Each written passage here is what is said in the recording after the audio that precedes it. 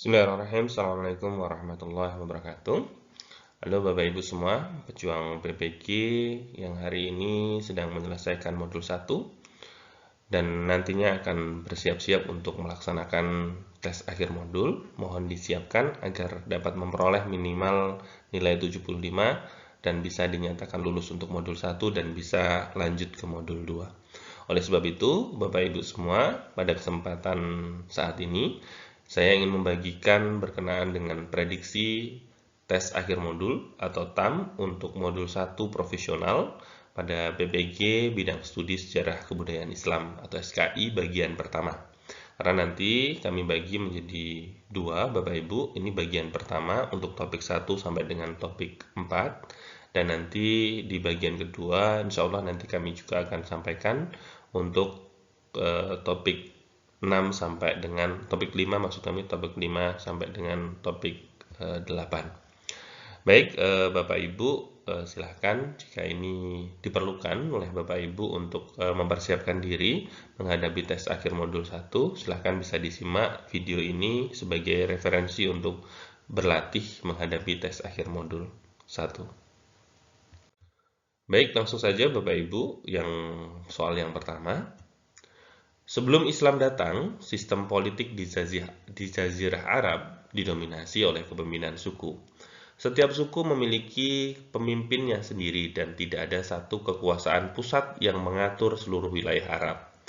Apa dampak dari sistem politik kesukuan terhadap stabilitas dan keamanan di Jazirah Arab pra-Islam? A. Menyebabkan terjadinya dominasi satu suku atas seluruh Jazirah Arab sehingga menciptakan kedamaian. B. Mempermudah koordinasi antar wilayah karena setiap suku memiliki pemimpin yang bijaksana. C. Menghambat perdagangan karena setiap suku memiliki aturan yang sama terhadap pedagang asing. D. Meningkatkan stabilitas karena setiap suku memiliki sistem pemerintahan yang kuat dan terorganisir. E. Menyebabkan sering terjadinya konflik antar suku karena tidak adanya otoritas pusat yang mengatur. Jawaban soal nomor 1 adalah E. Menyebabkan sering terjadinya konflik antar suku karena tidak adanya otoritas pusat yang mengatur. Soal nomor 2. Selain terkenal sebagai pusat perdagangan, Mekah juga menjadi tempat berlangsungnya berbagai ritual keagamaan yang berpusat di Ka'bah. Ka'bah pada masa pra-Islam dipenuhi dengan patung-patung berhala yang disembah oleh berbagai suku. Bagaimana keberadaan Ka'bah pada masa pra-Islam berkontribusi terhadap perekonomian masyarakat Mekah? A. Ka'bah hanya berfungsi sebagai tempat ibadah tanpa dampak ekonomi yang signifikan. B. Keberadaan Ka'bah menarik banyak peziarah dari berbagai suku sehingga meningkatkan perdagangan di Mekah. C. Ka'bah menyebabkan penurunan ekonomi karena masyarakat lebih fokus pada ibadah daripada perdagangan. D. Peribadatan di Ka'bah menyebabkan konflik ekonomi karena hanya orang-orang kaya yang dapat beribadah di sana. E. Ka'bah menjadi tempat tinggal bagi para pemimpin suku yang menguasai perdagangan di Jazirah Arab. Jawaban soal nomor 2 yaitu B. Keberadaan Ka'bah menarik banyak peziarah dari berbagai suku sehingga meningkatkan perdagangan di Mekah. Soal nomor 3. Masyarakat Arab pra-Islam dikenal sebagai masyarakat yang menjunjung tinggi nilai kesukuan dan memiliki sistem sosial yang berlandaskan ataupun berdasarkan hierarki suku.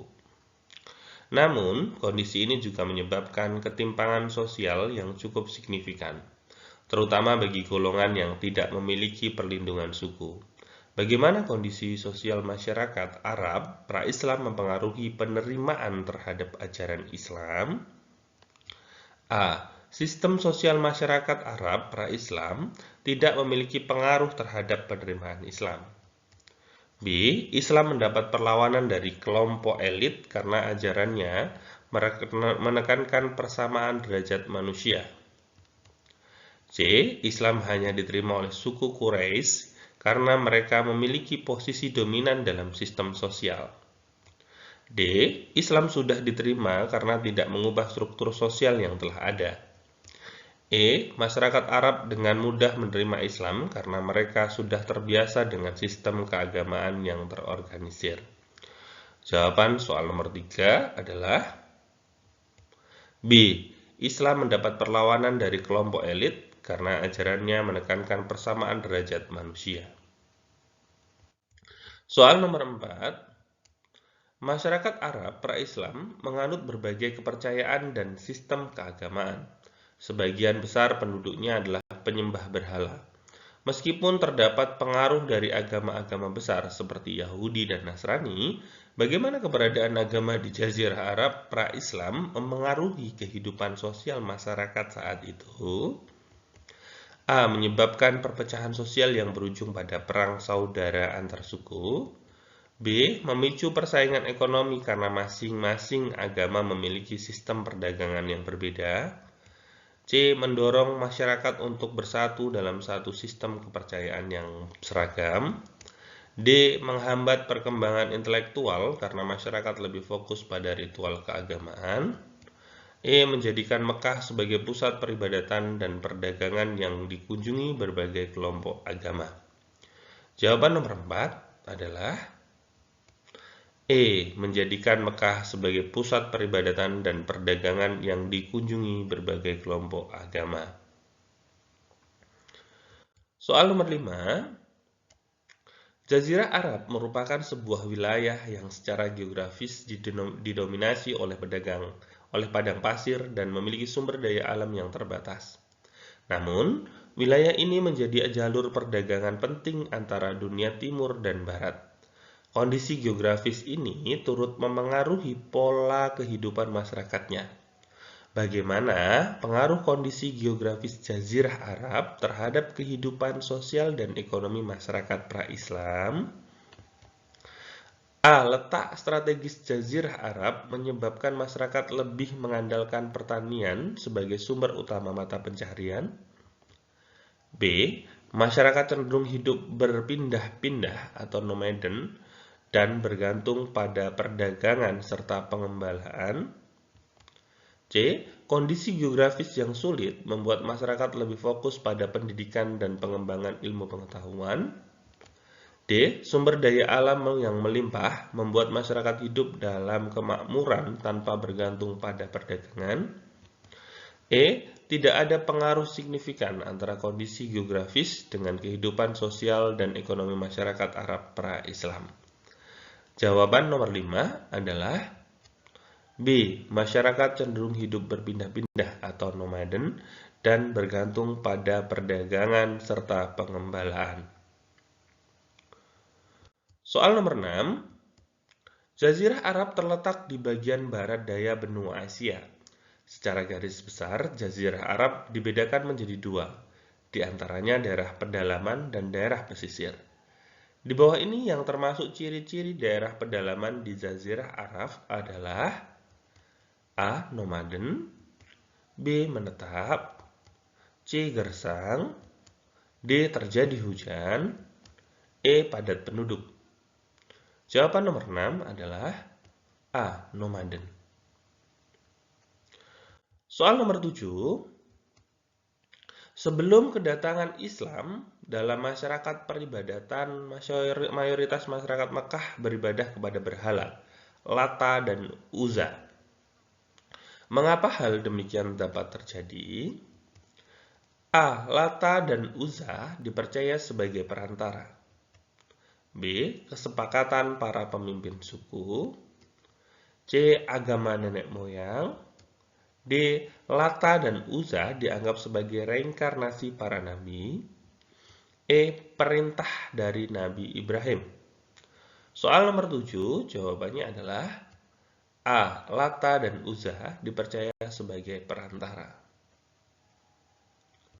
Soal nomor 8. Masyarakat Arab memiliki karakter yang buruk, seperti mengubur anak perempuan hidup-hidup.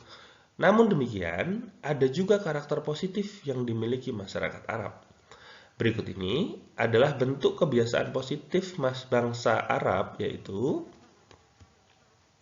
A. Hidup sederhana, B. Gemar membuat syair, C. Pakar dalam bidang arsitektur, D. Selalu beribadah kepada Allah, E. Ahli strategi perang.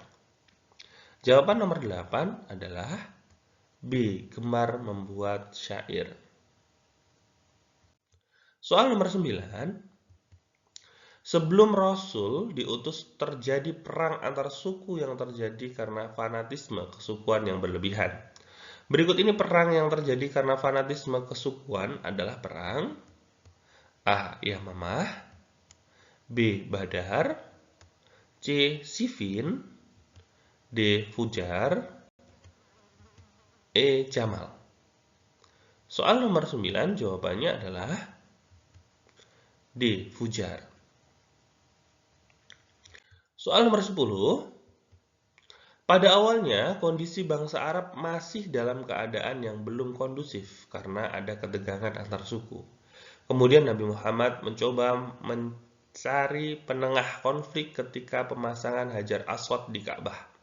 Sikap yang ditunjukkan oleh Nabi Muhammad adalah A. Toleran, B. Oportunis, C. Rendah hati, D. Moderat, E. Tidak memihak.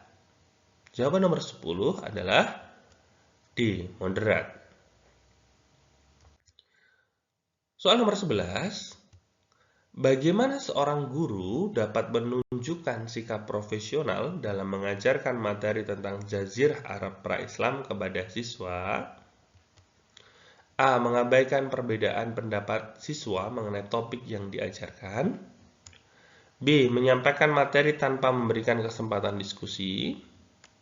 C. Menghubungkan materi dengan nilai-nilai yang relevan dengan kehidupan siswa. D. Hanya membaca teks tanpa memberikan penjelasan tambahan. E. Meminta siswa untuk menghafal semua detail tanpa pemahaman. Jawaban nomor 11 yaitu C. Menghubungkan materi dengan nilai-nilai yang relevan dengan kehidupan siswa. Soal nomor 12.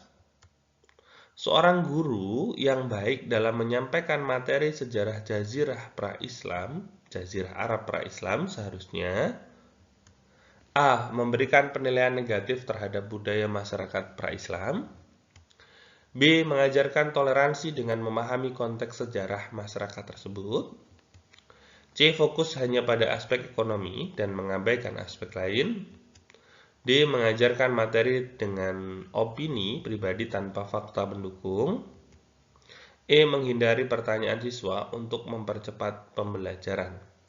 Jawaban nomor 12 adalah B. Mengajarkan toleransi dengan memahami konteks sejarah masyarakat tersebut. Soal nomor 13. Apa tantangan utama yang dihadapi masyarakat Jazirah Arab pra-Islam dalam aspek sosial? A. Kekuasaan terpusat yang terlalu kuat, B. Ketergantungan pada sistem monoteistik, C. Konflik antar suku akibat perebutan sumber daya, D. Posisi perempuan yang lebih dominan dari laki-laki, E. Kesetiaan yang lemah terhadap suku. Jawaban nomor 13 adalah C. Konflik antar suku akibat perebutan sumber daya. Soal nomor 14. Manakah pernyataan yang paling tepat mengenai dampak Islam terhadap kondisi politik Jazirah Arab?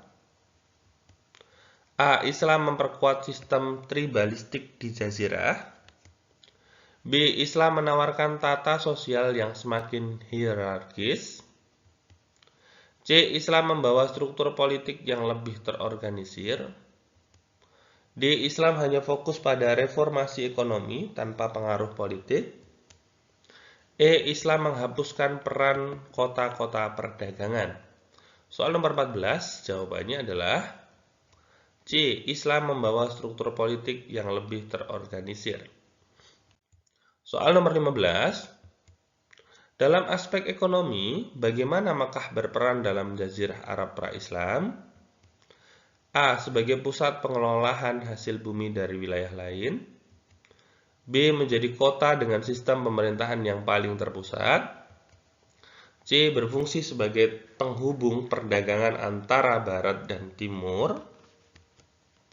D. Mengandalkan perdagangan dalam negeri tanpa hubungan luar. E. Menghapus kesenjangan antara kelompok kaya dan miskin. Jawaban nomor 15 adalah C. Berfungsi sebagai penghubung perdagangan antara Barat dan Timur. Soal nomor 16. Kerasulan merupakan suatu amanah yang diberikan oleh Allah kepada para nabi dan rasul untuk menyampaikan wahyunya kepada umat manusia. Dalam Islam, konsep kerasulan mencakup tanggung jawab besar di mana seorang rasul tidak hanya menyampaikan wahyu, tetapi juga membimbing umatnya dalam aspek kehidupan. Berdasarkan konsep kerasulan, apa perbedaan utama antara seorang nabi dan rasul dalam ajaran Islam?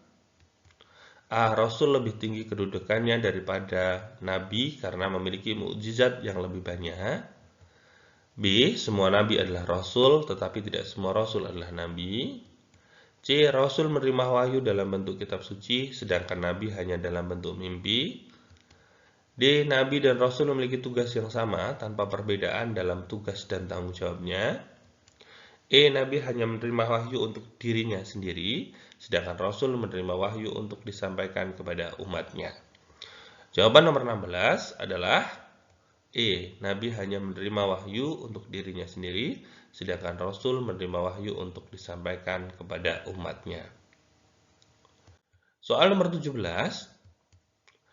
Setelah hijrah ke Madinah, Nabi Muhammad membangun sistem sosial yang adil melalui Piagam Madinah. Dokumen ini menjadi pedoman dalam membangun hubungan antara kaum muslim, Yahudi, dan suku-suku lainnya. Apa prinsip utama dalam Piagam Madinah yang menunjukkan kebijakan kepemimpinan Nabi Muhammad? A. Menjadikan kaum muhajirin lebih tinggi kedudukannya dibanding kaum Ansor. B. Mewajibkan semua penduduk Madinah untuk memeluk Islam. C. Membangun masyarakat berbasis keadilan dan toleransi antar kelompok. D. Memusatkan kekuasaan hanya pada Nabi Muhammad tanpa melibatkan masyarakat. E. Menghapuskan hak-hak kaum Yahudi dan pemerintahan Madinah dalam pemerintahan Madinah. Jawaban nomor 17 adalah C. Membangun masyarakat berbasis keadilan dan toleransi antara kelompok. Soal nomor 18. Saat hijrah ke Madinah, Nabi Muhammad dan Abu Bakar menempuh perjalanan yang berbahaya. Mereka bersembunyi di Gua Thaur untuk menghindari pengejaran kaum Quraisy. Apa hikmah yang dapat diambil dari strategi hijrah Nabi dalam konteks kepemimpinan? A. Pemimpin harus memiliki strategi dan perhitungan matang dalam menghadapi tantangan. B. Keputusan pemimpin tidak perlu pertimbangkan faktor keamanan dan resiko. C. Pemimpin sebaiknya bertindak sendiri tanpa melibatkan pengikutnya dalam strategi. D. Seorang pemimpin harus mengandalkan keberuntungan dalam mengambilkan keputusan. E. Kecepatan bertindak lebih penting daripada perencanaan dalam situasi genting. Jawaban nomor 18 adalah A. Pemimpin harus memiliki strategi dan perhitungan matang dalam menghadapi tantangan. Soal nomor 19. Sebelum diangkat menjadi Rasul, Nabi Muhammad dikenal sebagai seorang yang jujur dan amanah di masyarakat Makkah. Hal ini membuatnya dijuluki Al-Amin dan dipercaya dalam berbagai urusan perdagangan serta peradilan di antara suku-suku Quraisy. Bagaimana sifat dan karakter Nabi Muhammad sebelum kerasulan berperan dalam dakwah Islam di kemudian hari? A. Masyarakat lebih mudah menerima ajaran Islam karena sudah mengenal kejujuran Nabi. B. Nabi Muhammad menggunakan statusnya sebagai saudagar kaya untuk menarik pengikut. C. Nabi Muhammad membatasi dakwahnya hanya pada orang-orang yang sudah mengenalnya. D. Dakwah Nabi tidak terpengaruh oleh reputasinya sebelum diangkat menjadi Rasul. E. Kejujuran Nabi justru membuat banyak orang menolak ajarannya karena merasa iri. Jawaban nomor 19 adalah A. Masyarakat lebih mudah menerima ajaran Islam karena sudah mengenal kejujuran Nabi. Soal nomor 20. Madinah sebelum hijrah, Nabi memiliki kondisi sosiokultural yang unik. Masyarakat terdiri dari berbagai suku, termasuk suku Aus dan Khazraj yang sering berkonflik, serta komunitas Yahudi yang memiliki pengaruh dalam ekonomi dan politik. Mengapa kondisi sosial Madinah sebelum hijrah menjadi faktor pendukung diterimanya Islam di kota tersebut? A. Masyarakat Madinah mencari pemimpin yang dapat menyatukan suku-suku yang berseteru. B. Penduduk Madinah telah lama mengenal Islam sebelum Nabi hijrah. C. Kaum Yahudi di Madinah ingin menggantikan kepemimpinan suku Quraisy. D. Nabi Muhammad menjanjikan kekayaan dan keuntungan ekonomi bagi penduduk Madinah. E. Suku Aus dan Khazraj telah memiliki sistem pemerintahan yang stabil sebelum kedatangan Nabi. Jawaban nomor 20 adalah A. Masyarakat Madinah mencari pemimpin yang dapat menyatukan suku-suku yang berseteru. 21. Setelah Nabi Muhammad hijrah ke Madinah, beliau menemui beberapa ras, suku, dan agama yang berbeda-beda. Berikut ini adalah urgensi diciptakannya piagam Madinah. A. Perjanjian damai antara Rasulullah SAW dengan kaum kafir Makkah yang hidup di Madinah untuk hidup rukun saling berdampingan. B. Perjanjian damai antara Rasulullah SAW dengan non-Muslim di Madinah untuk hidup rukun saling berdampingan. C. Perjanjian damai antara kaum Yahudi dengan non-Muslim di Madinah untuk hidup rukun saling berdampingan. D. Perjanjian damai antara kaum Yahudi dengan kafir Quraisy di Madinah untuk hidup rukun saling berdampingan. E. Perjanjian damai antara warga Mekah dan Madinah.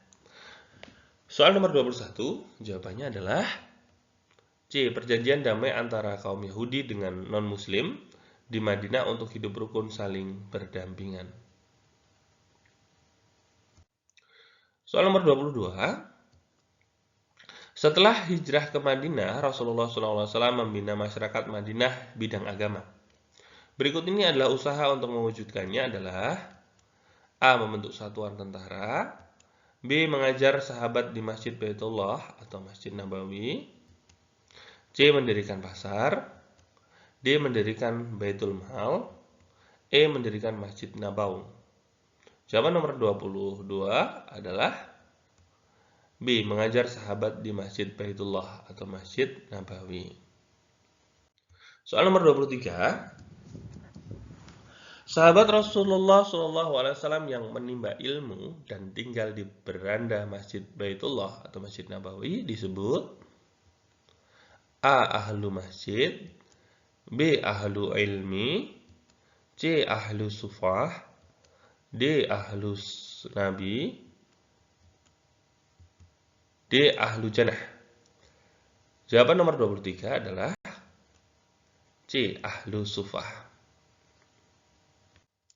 Soal nomor 24. Sejak Rasulullah SAW membina masyarakat Madinah, sahabat Ansor dan Muhajirin hidup rukun dan bersaudara. Adanya persaudaraan ini disebabkan A. Sahabat Ansor dan Muhajirin masih dalam satu ikatan keluarga. B. Sahabat Ansor dan Muhajirin masih dalam satu ikatan suku. C. Sahabat Ansor dan Muhajirin terikat dalam satu ikatan iman. D. Sahabat Ansor dan Muhajirin terkait dalam satu ikatan bisnis. E. Sahabat Ansor dan Muhajirin terikat dalam satu ikatan bangsa. Jawaban nomor 24 adalah C. Sahabat Ansor dan Muhajirin terikat dalam satu ikatan iman. Soal nomor 25. Pondasi keekonomi kaum muslimin di Madinah sangat kuat karena Rasulullah SAW mengajarkan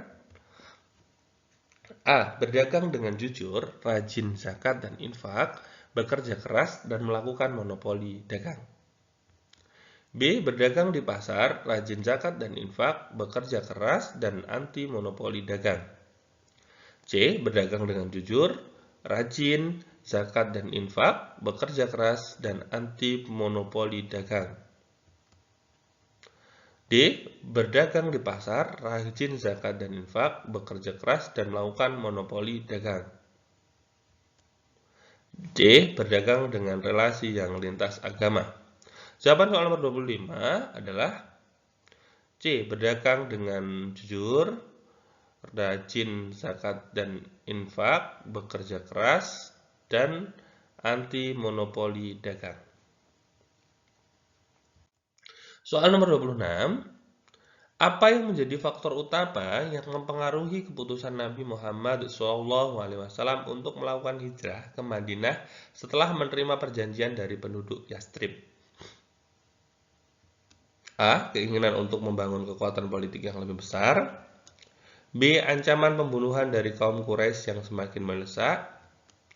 C. Keinginan untuk memperluas wilayah penyebaran Islam. D. Usulan dari para sahabat untuk menetap di Yastrib. E. Tekanan dari kaum muhajirin yang sudah tidak nyaman di Mekah. Jawaban nomor 26 adalah B. Ancaman pembunuhan dari kaum Quraisy yang semakin mendesak. Soal nomor 27. Apa makna penting dari peristiwa hijrah Nabi Muhammad SAW menurut perspektif Islam selain sebagai peristiwa sejarah? A. Sebagai simbol pengorbanan Nabi untuk membangun kekuatan Islam. B. Sebagai bentuk perlawanan terhadap kaum musyrikin Mekah. C. Sebagai langkah awal penyebaran ajaran Islam yang membawa kemenangan. D. Sebagai bentuk penghindaran dari masalah sosial di Mekah. E. Sebagai strategi untuk memperkuat ekonomi umat Islam. Jawaban nomor 27 adalah C. Sebagai langkah awal penyebaran ajaran Islam yang membawa kemenangan. Soal nomor 28. Mengapa kaum Quraisy sangat khawatir terhadap hijrah Nabi Muhammad SAW ke Yastrib dan keputusan untuk membunuhnya dianggap sebagai langkah strategis? A. Karena mereka takut akan berkurangnya pengaruh politik mereka di Mekah. B. Karena mereka khawatir Nabi akan membangun pasukan besar yang mengancam perdagangan mereka. C. Karena mereka takut akan adanya persatuan antara Aus dan Khazraj yang akan mengancam kekuasaan mereka. D. Karena mereka percaya Nabi akan mengubah arah ekonomi Mekah. E. Karena mereka ingin menghentikan dakwah Islam yang semakin berkembang di Mekah. Jawaban nomor 28 adalah B. Karena mereka khawatir Nabi akan membangun pasukan besar yang mengancam perdagangan mereka. Soal nomor 29. Apa dampak sosial yang terjadi setelah Nabi Muhammad SAW tiba di Madinah dan menjalin hubungan antara kaum muhajirin dan ansor? A. Meningkatkan konflik antar kabilah yang sebelumnya terjalin dengan damai. B. Terciptanya kerjasama sosial yang kuat dan ikatan persaudaraan antar umat Islam. C. Terjadinya pertentangan dalam internal umat Islam terkait dengan pembagian harta. D. Kaum muhajirin mendapat hak yang lebih besar daripada ansor. E. Munculnya perbedaan pandangan mengenai strategi perjuangan Islam. Soal nomor 29 adalah jawabannya B. Terciptanya kerjasama sosial yang kuat dan ikatan persaudaraan antar umat Islam. Soal nomor 30. Apa yang menjadi tujuan utama Nabi Muhammad SAW dalam membangun Masjid Quba di Madinah setelah tiba di sana? A. Sebagai pusat ibadah sekaligus tempat pertemuan politik umat Islam. B. Sebagai tempat untuk melaksanakan pernikahan dan acara sosial lainnya. C. Sebagai lambang kemenangan umat Islam atas kaum kafir Makkah. D. Sebagai simbol pembentukan negara Islam yang kuat di Madinah. E. Sebagai tempat untuk menampung para pengungsi dari Makkah. Jawaban nomor 30 adalah A. Sebagai pusat ibadah sekaligus tempat pertemuan politik umat Islam. Nomor 31. Salah satu kebijakan penting Khalifah Abu Bakar setelah diangkat menjadi khalifah adalah A. Menyusun kalender Hijriah. B. Mengirim pasukan untuk membebaskan Mesir. C. Memerangi kaum murtad dalam perang Riddah. D. Menata kembali administrasi negara. E. Membentuk Baitul Mal untuk pertama kalinya.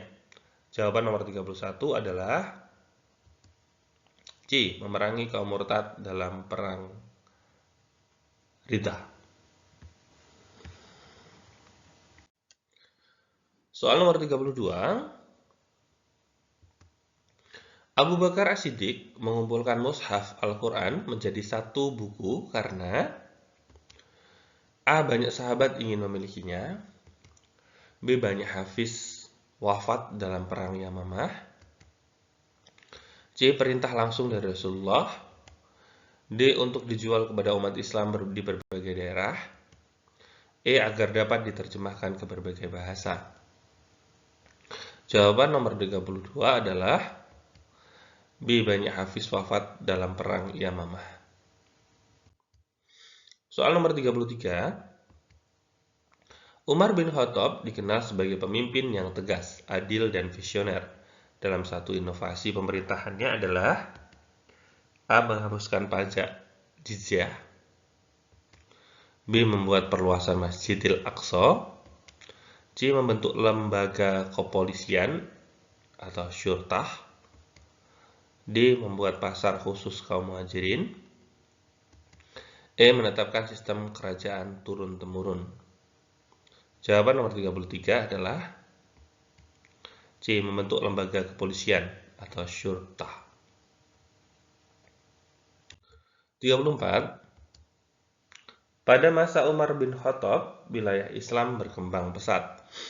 Wilayah berikut ini ditaklukkan pada masa beliau kecuali A. Persia, B. Syam, C. Mesir, D. Andalusia, E. Irak. Jawaban nomor 34 adalah D. Andalusia. 35. Gelar yang diberikan kepada Abu Bakar karena keteguhannya dalam membenarkan Nabi Muhammad adalah A. Al-Faruq, B. As-Sabiqun, C. Al-Amin, D. As-Siddiq, E. Al-Mujadid. Jawaban nomor 35 adalah D. As-Siddiq. Nomor 36. Kebijakan Umar bin Khattab dalam bidang administrasi negara adalah A. Melarang penulisan hadis, B. Menyusun sistem pos dan pencatatan administrasi atau diwan, C. Menetapkan Madinah sebagai pusat perdagangan utama, D. Mewajibkan semua rakyat membayar zakat fitrah, E. Menyatukan mushaf Al-Quran. Jawaban nomor 36 adalah B. Menyusun sistem pos dan pencatatan administrasi atau diwan. Soal nomor 37. Abu Bakar dikenal sebagai teladan dalam hal akhlak mulia. Sikap beliau yang paling menonjol adalah A. Suka berdebat, B. Paling kaya di Makkah, C. Lembut hati namun tegas dalam kebenaran, D. Ahli siasat perang yang tak terkalahkan, E. Mengutamakan keluarganya dalam pemerintahan. Jawaban nomor 37 adalah C. Lembut hati namun tegas dalam kebenaran. Soal nomor 38 adalah Umar bin Khattab menetapkan sistem kalender Hijriah berdasarkan A. Tahun kelahiran Nabi, B. Tahun turunnya wahyu pertama, C. Tahun kemenangan perang Badar, D. Tahun hijrahnya Nabi ke Madinah, E. Tahun wafatnya Nabi. Jawaban nomor 38 adalah D. Tahun hijrahnya Nabi ke Madinah. Soal nomor 39. Pada masa Abu Bakar, Baitul Mal belum berkembang pesat karena A. Abu Bakar lebih fokus pada menaklukkan wilayah, B. Kondisi ekonomi sangat lemah, C. Harta Baitul Mal selalu habis dibagikan kepada umat, D. Tidak ada sistem pajak, E. Tidak ada kebutuhan administrasi keuangan. Jawaban nomor 39 adalah C. Harta Baitul Mal selalu habis dibagikan kepada umat.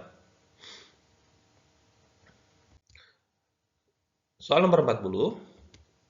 Salah satu contoh ketegasan Umar bin Khattab dalam kepemimpinan adalah A. Mengabaikan musyawarah dalam keputusan penting. B. Memecat gubernur yang dianggap tidak amanah. C. Mengangkat kerabatnya menjadi pejabat. D. Menetapkan pajak tinggi untuk semua rakyat. E. Mengutamakan perang daripada diplomasi. Jawaban nomor 40 adalah B. Memecat gubernur yang dianggap tidak amanah. Soal nomor 41. Abu Bakar As-Siddiq menggunakan berbagai strategi dakwah dalam menyebarkan agama Islam. Pada kondisi masyarakat yang memiliki taraf perekonomian kurang mampu, strategi dakwah yang paling tepat dilakukan adalah dengan menggunakan metode A. Dakwah bil lisan saja. B. Dakwah bil hal. C. Dakwah bit tatwin. D. Dakwah bil yad.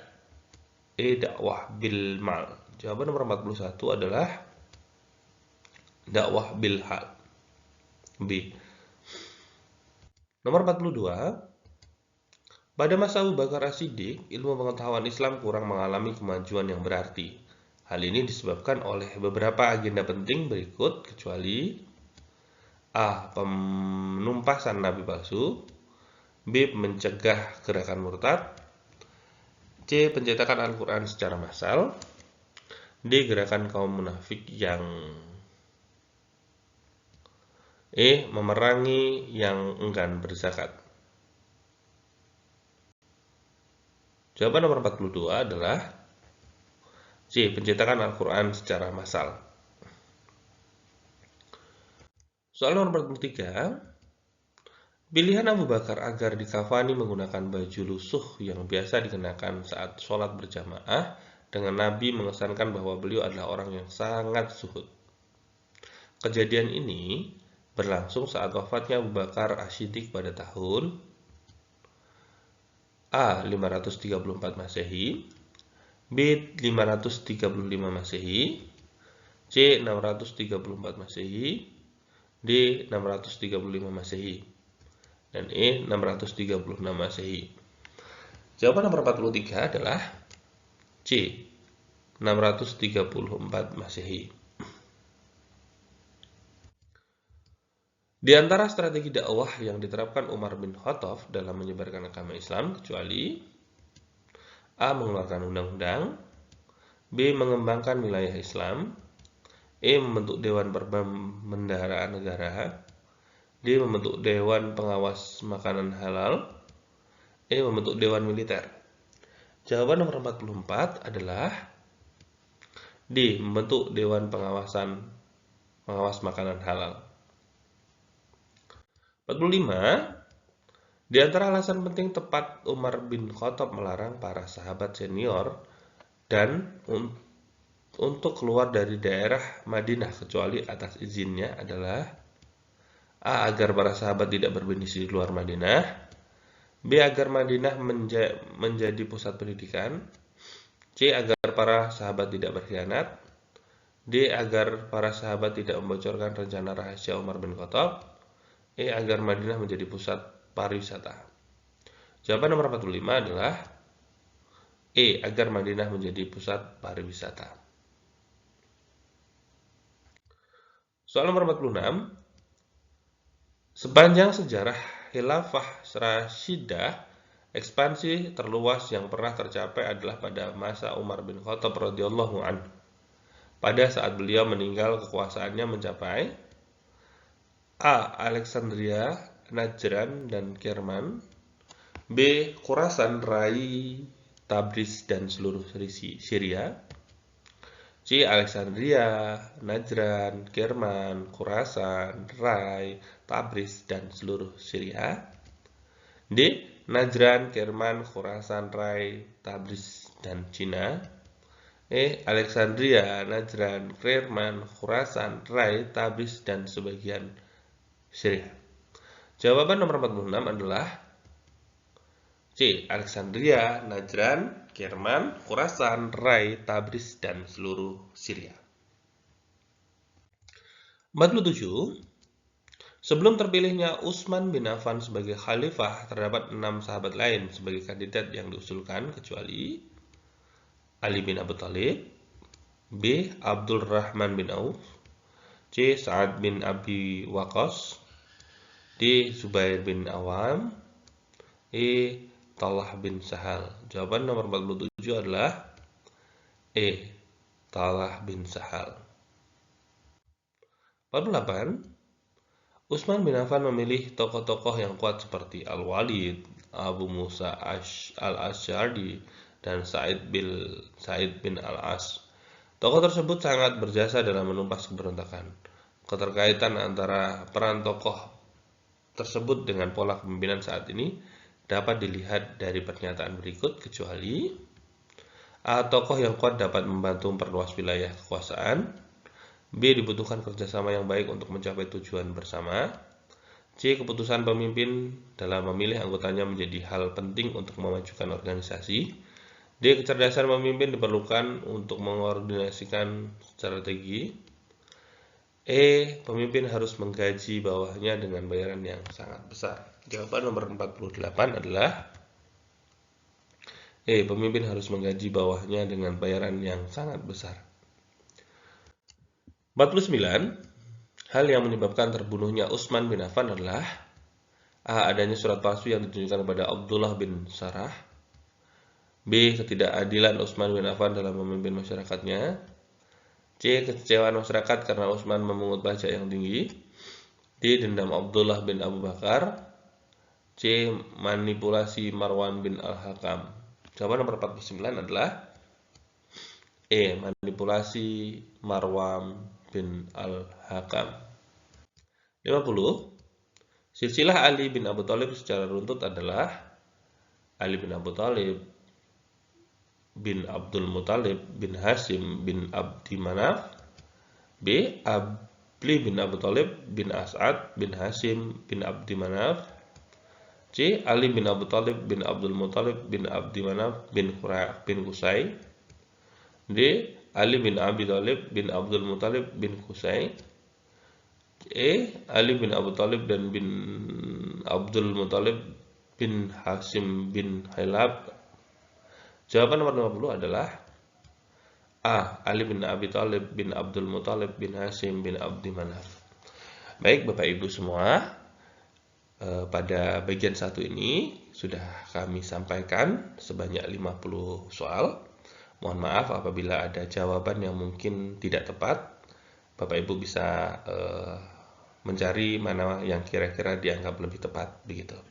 Mudah-mudahan prediksi soal untuk SKI pada tes akhir modul 1 ini bisa bermanfaat untuk Bapak Ibu semua. Kami doakan Bapak Ibu semua senantiasa diberikan kesehatan, kemudahan dalam menyelesaikan berbagai tahapan dari PPG ini, dan nantinya dinyatakan lulus sebagai guru profesional dan memperoleh sertifikat pendidik. Demikian yang bisa kami sampaikan. Saya kira wassalamualaikum warahmatullahi wabarakatuh.